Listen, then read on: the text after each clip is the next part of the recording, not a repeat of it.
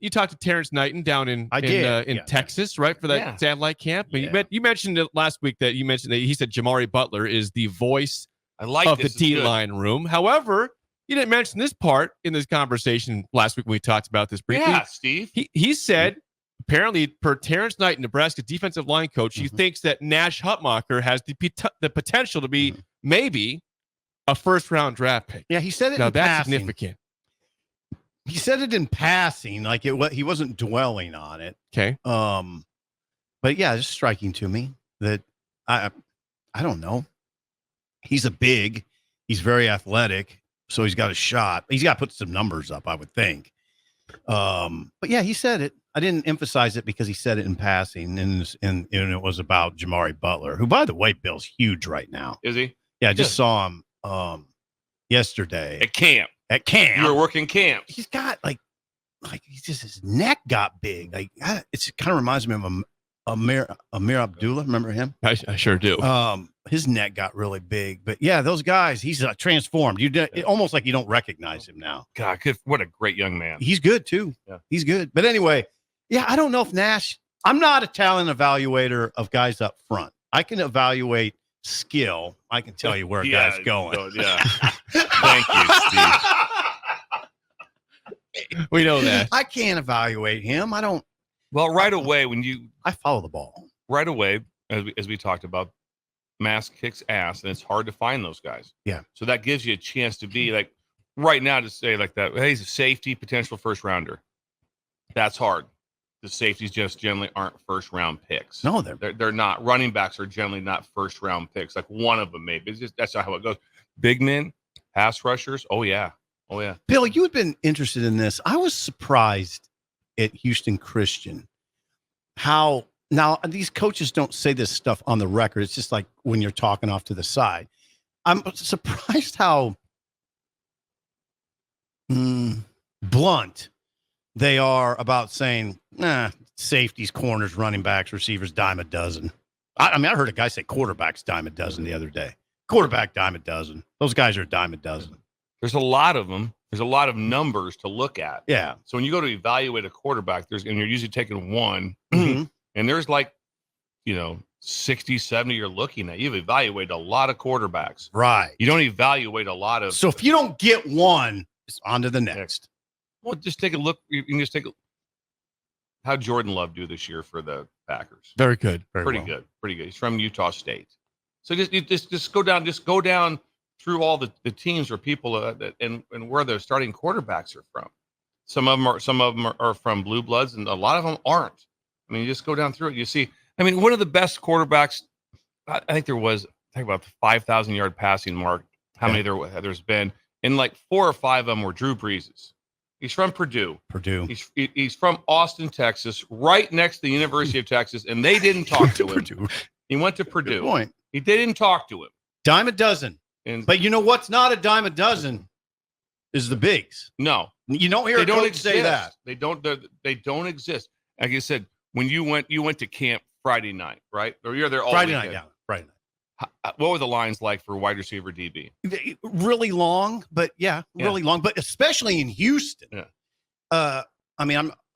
We'll get. But same theory. We'll get to your point. Yeah. But in Houston, the receiver line was so long that, I noticed because there was a Nebraska kid that was getting that got an offer, and I wanted to watch him. He got 2 reps. He stood in line for 25 minutes, and then got a bad pass thrown to him. Oh. Yeah. Because the skill camp had 500 players, and the big man camp had about half that, or not even half that. It was a much smaller camp, obviously, because there's not as many bigs. You'll never hear a coach say, Nash Hutmacher, those guys are a dime a dozen. Yeah. Now, you'll hear that about safeties. I kind of feel bad in a way about it. Yeah, they're so. And then you find to say, okay, they have the size.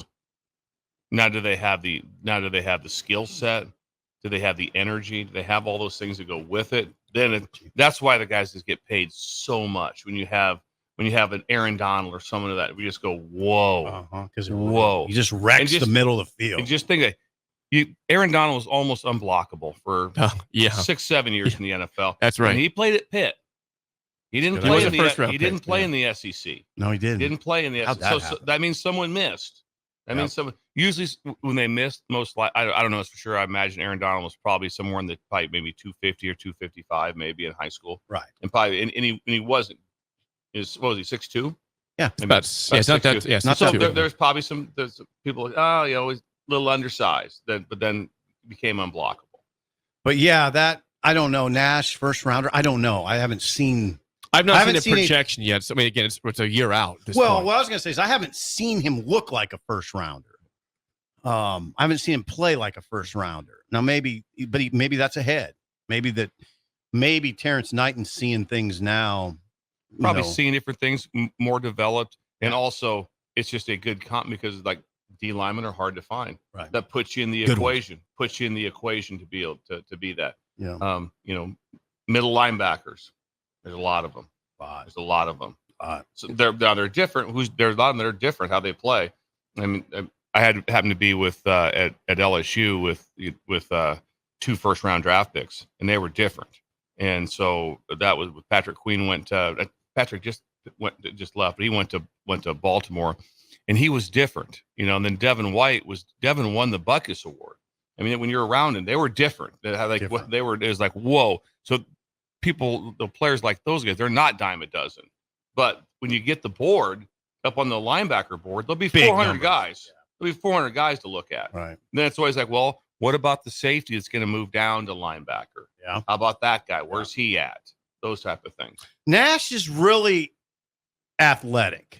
Okay. We saw that with his wrestling year. Right. I mean, he was very good. He had a good year. Right. In the Big Ten. Yeah. He's like it looks like he's headed towards his like best football. He looks like that guy. So what will that look like? He's very confident.